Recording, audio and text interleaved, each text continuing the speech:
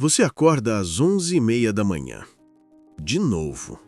A luz entra pelas cortinas finas do seu quarto, aquelas que você comprou há 3 anos prometendo trocá-las, mas que obviamente ainda estão lá, desbotadas e manchadas daquela vez em que você derramou café enquanto checava o Instagram ainda meio dormindo. Seu celular vibra no criado mudo, uma mensagem da sua mãe perguntando se você ainda está viva, seguida por 12 notificações do LinkedIn sugerindo vagas que exigem motivação extraordinária e paixão por produtividade. Você apaga tudo sem abrir. Não por preguiça, mas porque já está pensando em algo completamente diferente. Neste exato momento, você está resolvendo um problema que ninguém lhe pediu para resolver. Você está imaginando um novo sistema para organizar informações complexas. Ou talvez esteja visualizando uma solução para aquele projeto que você deixou inacabado há 3 semanas. Você não está fazendo nada de concreto, não está movendo um dedo. Mesmo assim, seu cérebro está funcionando a uma velocidade que envergonharia um supercomputador dos anos 90. Mas tente explicar isso para alguém. Tente dizer ao seu pai, ao seu chefe ou àquele seu amigo hiperativo que corre maratonas toda domingo às 6 da manhã que você não é preguiçoso, que você simplesmente está operando em um nível de consciência que eles nem conseguem imaginar. Deixe um like agora para eu saber que você também está na mesma sintonia. Alerta de spoiler, eles não vão acreditar. Vão olhar para você com aquele sorriso de pena misturado com desprezo, aquele que diz, claro, continue dizendo isso para si mesmo. Porque o mundo não perdoa quem fica parado. O mundo quer movimento, ação, suor, agendas lotadas, listas de tarefas com 27 tópicos e texto colorido. O mundo quer ver esforço. E se você não o demonstra, então você não existe. Ou você é apenas um fracasso com um grande talento para auto-engano. Mas eis a verdade que ninguém nunca lhe contou. Aquela que um psicólogo suíço com uma paixão mórbido por símbolos e pelo inconsciente coletivo descobriu há quase um século. Você não é preguiçoso. Você simplesmente está conectado a uma rede de inteligência cuja existência a maioria das pessoas sequer imagina. E isso, meu amigo, aterroriza todos ao seu redor, porque se você estiver certo, se o seu modo de funcionar for realmente superior, então tudo o que os outros construíram sobre os alicerces do sacrifício, da disciplina e dos despertadores às 5 da manhã desmorona como um castelo de cartas num dia de vento.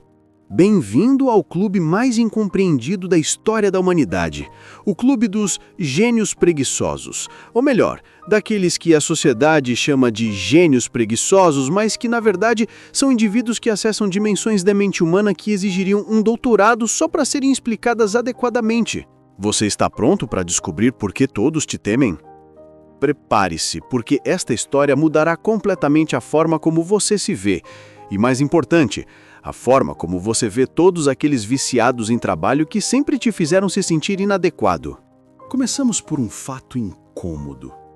A sociedade moderna é construída sobre uma mentira enorme, colossal e monumental. A ideia de que o valor humano é medido pela visibilidade da sua ocupação. Quanto mais ocupado você estiver, mais valioso você será. Quanto mais cheia a sua agenda, mais importante você será. Quanto mais você reclamar de quanto trabalho, mais respeitável você será. É um sistema perfeito, elegante em sua simplicidade e completamente, irremediavelmente falho. Imagine que você está sentado no sofá há 3 horas. Não fez nada de concreto. Talvez tenha passado uns bons 45 minutos olhando pela janela, observando aquele pombo que sempre volta para o mesmo galho da tilha em frente ao seu prédio. Talvez tenha navegado no YouTube, se deparado com um vídeo sobre as técnicas de construção de aquedutos romanos e se perguntado por que diabos essas estruturas ainda estão de pé se o seu prédio já teve 4 vazamentos nos últimos 2 anos. Depois voltou a encarar o teto, notando aquela rachadura que lembra vagamente o contorno da Itália e se perdeu em pensamentos que vão desde placas tectônicas até a possibilidade de universos paralelos onde você realmente fez algo produtivo hoje. Para os padrões normais, você desperdiçou seu dia. De acordo com seu colega de quarto que já estava na academia às 8 da manhã e agora está preparando as refeições da semana enquanto ouve um podcast sobre desenvolvimento pessoal, você é basicamente um parasita social. Mas eis o que realmente está acontecendo no seu cérebro enquanto todos te julgam. Você está processando informações. Você está se conectando. Você está acessando aquela parte da sua mente que não pode ser forçada, programada ou otimizada com algum aplicativo ridículo que promete te transformar num empreendedor milionário em 12 semanas. Seu cérebro está fazendo o que faz de melhor, vagando livremente em padrões, conexões e interconexões que nenhum algoritmo consegue prever. Você está pescando em um oceano de informações que pertence não só a você, mas a toda a humanidade. Soa exagerado? Místico? Nova era? Bem, prepare-se para repensar, porque o que eu estou prestes a lhe dizer é respaldado por décadas de pesquisa psicológica e também está sendo confirmado pela neurociência moderna. Mas ninguém jamais lhe dirá isso, porque admitir essa verdade significaria destruir toda a indústria da produtividade que fatura bilhões todos os anos, vendendo agendas, cursos, seminários e cafés com gosto de papelão queimado, mas que prometem energia infinita. Aquele suíço que mencionei antes se chamava Carl Jung. Não, ele não era um guru motivacional. Ele não vendia cursos online, ele não tinha um canal no YouTube com miniaturas dele gritando com expressões faciais exageradas. Ele era um psiquiatra sério, acadêmico e respeitado, que dedicou sua vida a estudar a mente humana com uma obsessão quase perturbadora. E ele descobriu algo que abalou os alicerces de tudo o que pensávamos saber sobre talento, criatividade e sucesso. Jung documentou inúmeros casos de pessoas que pareciam completamente inúteis aos olhos do mundo. Indivíduos que não conseguiam manter um emprego fixo, que passavam horas aparentemente sem fazer nada, que eram rotulados como desperdiçadores de tempo, sonhadores e preguiçosos. Mas quando Jung aprofundou o assunto, quando realmente analisou o que se passava em suas mentes, ficou sem palavras. Essas pessoas tinham percepções surpreendentes, enxergavam soluções que ninguém mais conseguia sequer imaginar. Elas faziam conexões entre ideias aparentemente desconexas com uma facilidade quase sobrenatural. Elas não estavam perdendo tempo, estavam operando em uma frequência completamente diferente. Ao longo de sua carreira, Jung chamou esse fenômeno de várias coisas, mas o conceito central sempre foi o mesmo. Existem indivíduos que não criam ideias por meio de esforço consciente, mas as recebem, como antenas, como receptores sintonizados em uma estação de rádio que transmite de uma dimensão mais profunda da realidade. Eu sei que sou absurdo, eu sei que parece filme de ficção científica de segunda categoria, mas continue comigo porque fica ainda mais interessante. Jung distinguiu 2 tipos de pessoas criativas.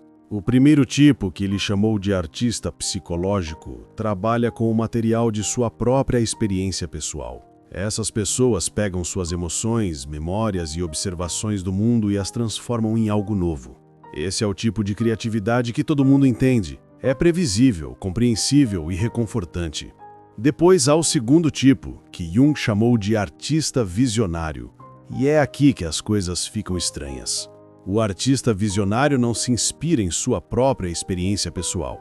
Ele se inspira em algo mais, naquilo que Jung chamou de inconsciente coletivo, uma vasta e incompreensível biblioteca de símbolos, arquétipos, padrões e conhecimento que pertence a toda a espécie humana. Não é algo seu, não é algo que você aprendeu na escola ou leu num livro. É algo que existe em uma dimensão compartilhada da psique humana, acumulado ao longo de milênios de evolução. E algumas pessoas, por razões que nem mesmo Jung conseguiu explicar completamente, têm acesso direto a essa biblioteca. Você, gênio preguiçoso, é um deles. Você não está inventando ideias do nada.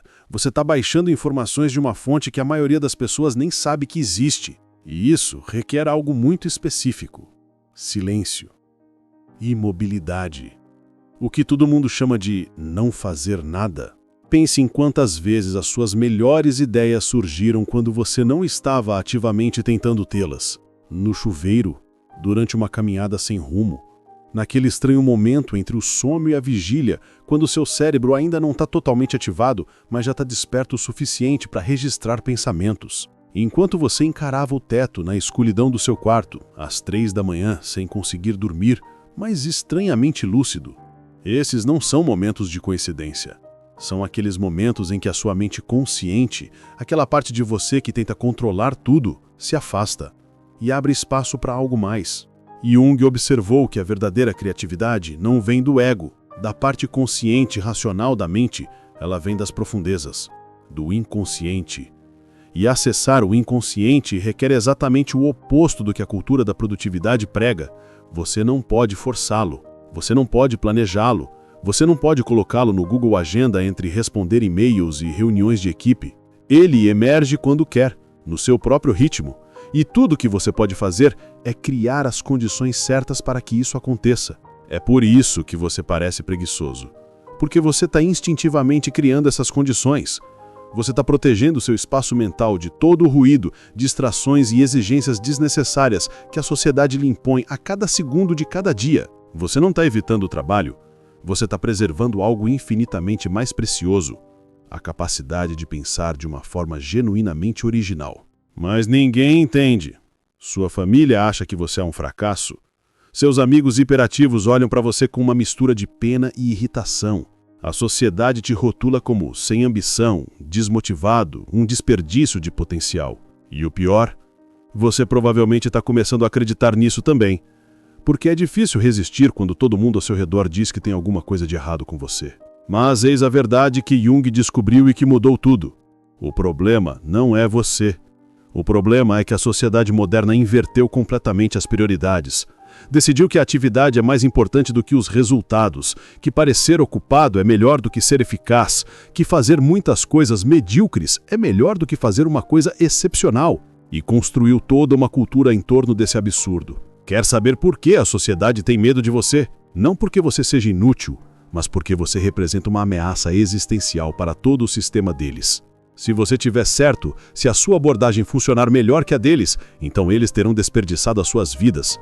Todos aqueles sacrifícios, todas aquelas horas extras, todas aquelas noites em claro trabalhando duro enquanto você dormia profundamente, tudo isso de repente se torna inútil.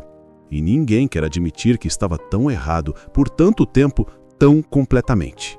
Jung chamou isso de ansiedade de produtividade, o medo inconsciente de que talvez, só talvez, todo esse esforço seja em vão, que talvez exista um jeito melhor, um jeito que não exija que você se mate de trabalhar.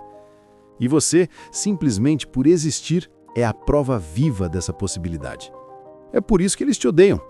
Não porque você seja preguiçoso, mas porque você é a prova de que tudo em que eles acreditam pode ser uma gigantesca perda de tempo. Agora vamos fazer uma experiência. É o que Jung teria feito com seus pacientes. Pegue o seu celular. Programe um alarme para 5 minutos. Depois, sente-se em silêncio, sem música, sem podcasts, sem ficar rolando o feed das redes sociais. Simplesmente você e seus pensamentos. 5 minutos. Parece fácil, não é? Eis o que acontece. Se você é uma pessoa normal, que abraçou completamente a cultura da produtividade, em 30 segundos começará a se sentir incomodado. O silêncio o incomodará. Você sentirá um desejo irresistível de fazer algo, qualquer coisa. Checar suas notificações, levantar-se, fazer uma lista, organizar alguma coisa. O vazio parecerá insuportável, desperdiçado, errado. Sua mente interpretará esses 5 minutos como uma oportunidade perdida, uma lacuna em sua agenda que poderia ter sido preenchida com algo produtivo. Mas, se você for um gênio preguiçoso, se você realmente for um daqueles junguianos descritos, algo completamente diferente acontece. Nos primeiros segundos, há silêncio. Então, gradualmente, as coisas começam a surgir. Pensamentos, conexões, soluções para problemas nos quais você nem estava pensando ativamente. Sua mente não entra em pânico. Ela se expande, ela relaxa. E nesse espaço, nesse silêncio que todos os outros consideram aterrorizante, você encontra ouro. Este é o teste. É assim que Jung distinguiu entre aqueles que estão verdadeiramente conectados ao inconsciente coletivo e aqueles que simplesmente evitam a responsabilidade. Não se trata de preguiça. Trata-se de como seu cérebro reage ao silêncio. Se o silêncio nutre, você está do lado certo da história. Se o silêncio o aterroriza, você é apenas mais uma vítima do condicionamento social, que o convenceu de que cada momento deve ser preenchido com atividade frenética e significado forçado. Jung documentou casos incríveis. Pessoas que nunca haviam estudado determinado assunto, de repente, produziram insights tão profundos que pareciam impossíveis. Artistas criaram obras contendo símbolos que nunca tinham visto conscientemente, mas que eram idênticos a símbolos usados por culturas completamente diferentes milhares de anos antes.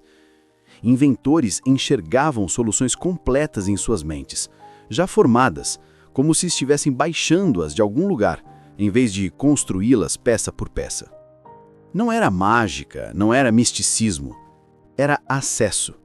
Acesso a uma dimensão da mente humana que existe, que é real, que está documentada, mas que a maioria das pessoas nunca acessa, porque está muito ocupada sendo produtiva, ocupada demais cumprindo prazos, compilando relatórios, respondendo a e-mails sem importância e participando de reuniões que poderiam ter sido resolvidas com uma mensagem de 3 linhas. E aqui chegamos ao ponto mais perturbador de toda essa história. Jung descobriu algo que inicialmente o fez hesitar em publicar, pois sabia que provocaria controvérsia. Ele descobriu que esse acesso ao inconsciente coletivo não é democrático. Não é algo que todos possam fazer simplesmente decidindo tentar. Algumas pessoas são naturalmente mais conectadas. E essas pessoas são quase sempre incompreendidas, marginalizadas e destruídas pelo sistema social que não sabe o que fazer com elas. Por quê? Porque eles não podem ser controlados, não respondem a incentivos normais. Você não pode motivá-los com promoções, bônus ou reconhecimento social. Eles não se importam em ganhar prêmios, impressionar o chefe ou subir na hierarquia da sua companhia. São movidos por algo mais, pelo que Jung chamou de necessidade interna. Um impulso que vem de dentro, autônomo, inegociável. E isso torna impossível integrá-los ao sistema. O sistema precisa de previsibilidade. Precisa de pessoas que façam o que lhes é dito, quando lhes é dito e da maneira que lhes é dito. O gênio preguiçoso é a antítese de tudo isso. Ele trabalha quando lhe convém, não quando o calendário diz que ele deveria trabalhar. Ele produz quando ele está inspirado, não quando o gerente de projetos define o prazo. E os resultados que ele produz, quando finalmente chegam, são tão superiores às de qualquer outra pessoa que se tornam constrangedores para todos os outros que trabalharam o dobro e receberam 1/3 do trabalho. Pense em Einstein. Seus colegas o consideravam um preguiçoso. Ele passava horas olhando para o nada, andando sem rumo, tocando violino em vez de fazer pesquisas sérias. Seus supervisores reclamavam. Diziam que ele precisava se dedicar mais, ser mais metódico, seguir os procedimentos. E o que ele fez? Ignorou-os completamente. Continuou sonhando acordado. E desses sonhos surgiram teorias que mudaram a física para sempre. Ou Tesla. Aquele Tesla maluco que preferia experimentos mentais a sujar as manos com trabalho prático. Zombavam dele, chamavam-no de impraticável, alienado, inútil. Mas em sua mente ele visualizava invenções completas, já finalizadas, já testadas. Ele via máquinas funcionando antes mesmo de construí-las. E quando finalmente as construía, elas funcionavam imediatamente. Enquanto todos os outros tentavam 1000 vezes, cometendo erros, ele fazia apenas uma coisa, mas essa coisa era perfeita. Ah, Darwin! Pobre Darwin! Levou 20 anos para ele publicar sua teoria da evolução. 20 anos durante os quais todos pensavam que ele estava procrastinando, com medo, paralisado pela indecisão. Mas ele não estava procrastinando. Ele estava trabalhando nisso. Ele estava permitindo que a ideia amadurecesse completamente, que fosse testada de todos os ângulos possíveis em sua mente antes de registrá-la no papel. E quando finalmente a publicou, ela era tão sólida que resistiu a 1 século e meio de críticas e tentativas de demoli-la. Percebe o padrão? Gênios preguiçosos não são lentos por serem estúpidos. São lentos porque estão fazendo algo infinitamente mais complexo do que a pessoa comum. Eles estão esperando que o subconsciente faça o trabalho dele. E o subconsciente não pode ser acelerado. Ele não responde a prazos. Não se importa com sua impaciência. Não se importa se o seu chefe quer resultados até sexta-feira. Ele funciona no seu próprio ritmo. E você só pode esperar. Mas a sociedade não aceita essa resposta. A sociedade quer tudo agora, o tempo todo, constantemente. Ela quer que você esteja sempre ligado, sempre disponível, sempre em ação. E quando você não está, quando precisa daqueles momentos de silêncio e aparente inatividade que permitem que sua mente acesse as profundezas, ela te pune. Ela te faz sentir inadequado. Ela te faz acreditar que há algo de errado com você. Jung compreendeu que isso era uma tragédia, não apenas para o indivíduo, mas para a sociedade como um todo. Porque enquanto todos correm como hamsters em uma roda sem fim, produzindo montanhas de mediocridade, gênios preguiçosos são esmagados, marginalizados, silenciados. E com eles desaparecem as ideias que poderiam ter mudado tudo. As soluções para problemas aparentemente insolúveis, as invenções que poderiam ter melhorado a vida de milhões, tudo perdido porque não toleramos quem trabalha de forma diferente. Agora, vamos falar sobre o que Jung chamou de instinto lúdico. Parece infantil, não é? Quase como uma piada. Como se ele estivesse dizendo que os gênios são apenas crianças mal-criadas que não querem se tornar adultos. Mas Jung não era tolo e não escolhia suas palavras aleatoriamente. Quando falava do instinto lúdico, ele se referia a algo extremamente específico e profundo. Para Jung, o brincar é o estado mental em que a fantasia e a imaginação se tornam a matéria-prima da criação. Não é uma perda de tempo. É o processo pelo qual o inconsciente se comunica com o consciente. É a ponte entre o que você sabe e o que você poderia saber. Entre o que existe e o que poderia existir. E esse processo não pode ser forçado pelo intelecto puro. Você não pode raciocinar sobre ele até alcançar uma percepção revolucionária. Você precisa permitir que a mente brinque, vagueie, explore territórios que parecem inúteis ou absurdos. É por isso que suas melhores ideias surgem quando você está fazendo coisas inúteis. Quando você está tomando um banho interminável, quando você está caminhando sem rumo pelo bairro, quando você está deitado no sofá olhando para o teto enquanto escurece lá fora e você nem acendeu a luz ainda. Nesses momentos, a sua mente está brincando. Ela está fazendo conexões aleatórias. Ela está explorando possibilidades sem a pressão de ter que chegar a uma conclusão específica. E nesse espaço de total liberdade, surgem coisas que nenhuma reunião de brainstorming planejada e estruturada jamais conseguiria produzir. Mas tente explicar isso ao seu gerente. Diga, desculpe, não posso comparecer à reunião das 9 da manhã porque meu subconsciente está processando tudo agora e preciso deitar no sofá para deixar meus instintos de jogador entrarem em ação. Eles ririam da sua cara. Eles te demitiriam. Eles te mandariam para um psicólogo corporativo que prescreveria algum remédio para te colocar de volta nos trilhos. Porque admitir que essa abordagem funciona significaria desmantelar todo o sistema de controle que sustenta o ambiente de trabalho moderno. Jung também documentou isso. Ele documentou como o instinto lúdico não pode ser programado, não pode ser otimizado. Você não pode colocá-lo em um aplicativo e receber notificações do tipo: "Ei, chegou a hora de você acessar o inconsciente coletivo." Não funciona assim. Ele emerge quando emerge, de acordo com ritmos que estão completamente além do controle consciente. Tudo o que você pode fazer é criar as condições, proteger o espaço e então esperar. E aqui está outro grande problema. A sociedade moderna é projetada para destruir sistematicamente todas as condições necessárias para que esse processo funcione. ruído constante, distrações intermináveis, notificações a cada 3 segundos, expectativas de respostas imediatas, uma cultura de disponibilidade constante, espaços abertos onde a privacidade não existe, reuniões intermináveis do amanhecer ao anoitecer. Não há espaço, não há silêncio, não há tempo para permitir que o inconsciente emerja. E então nos perguntamos por que a verdadeira inovação é tão rara. Por que as ideias revolucionárias sempre parecem vir de forasteiros, de pessoas à margem, daqueles que não seguem as regras? É porque só eles ainda têm acesso a esse silêncio.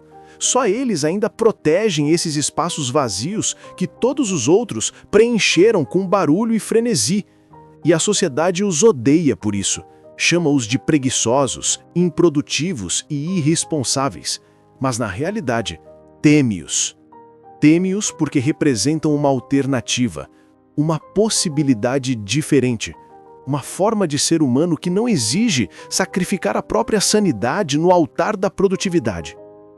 Jung também falou sobre o que chamou de função evolutiva do gênio visionário.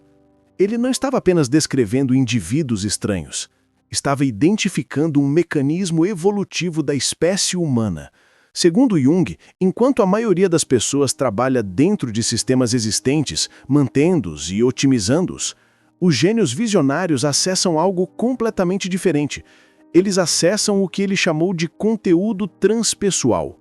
Informações, padrões e possibilidades que vão além da experiência pessoal e até mesmo da experiência cultural do momento histórico em que vivem. Pense nisso. Quantas vezes na história uma ideia surgiu cedo demais? Quantas vezes alguém propôs algo brilhante e todos ridicularizaram por ser muito à frente do seu tempo? Muito à frente de quê? Muito à frente da mentalidade atual.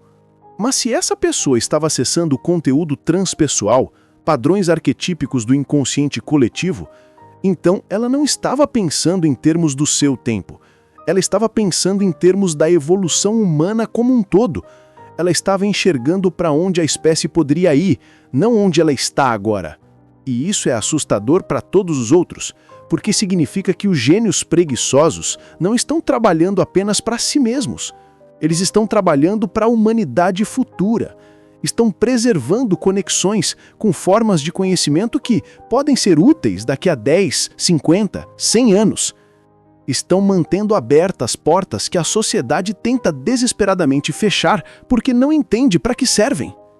Jung afirmou isso explicitamente. O gênio visionário paga um preço muito alto. A personalidade humana muitas vezes é drenada de sua essência em benefício do elemento criativo. Essas pessoas frequentemente levam vidas difíceis, são socialmente isoladas, são incompreendidas, lutam para encontrar seu lugar no mundo, porque tentam existir em 2 dimensões simultaneamente, a dimensão ordinária da vida cotidiana e aquela dimensão profunda do inconsciente coletivo de onde vêm suas intuições. É como tentar viver com um pé neste mundo e outro no outro. É exaustivo, é desorientador e ninguém entende o que você está passando. Dizem para você ser mais prático, viver o presente, parar de sonhar acordado. Mas para você, isso não é uma escolha. Você não pode simplesmente desligar essa conexão. Você não pode decidir parar de acessar o inconsciente coletivo como se fosse um aplicativo no seu celular. Faz parte do funcionamento do seu cérebro. Então, da próxima vez que alguém te chamar de preguiçoso, sorria, porque agora você sabe algo que essa pessoa não sabe. Você não é preguiçoso. Você está conectado. Você é um visionário. Você é aquele indivíduo raro que Jung identificou como pontes entre o mundo comum e as profundezas do inconsciente coletivo. Você é alguém que acessa formas de inteligência que a maioria das pessoas jamais alcançará.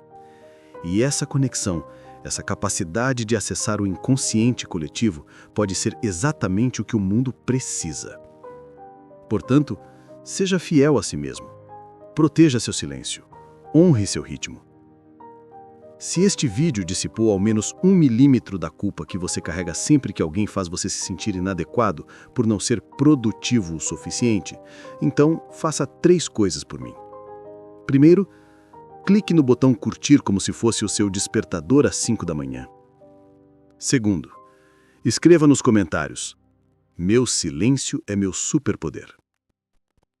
Terceiro, inscreva-se e ative esse maldito sininho, porque aqui você não encontrará a retórica motivacional barata de sempre. Continue protegendo seu espaço. Continue honrando seu ritmo. O mundo ainda não te entende, mas vai entender. Nos vemos do outro lado.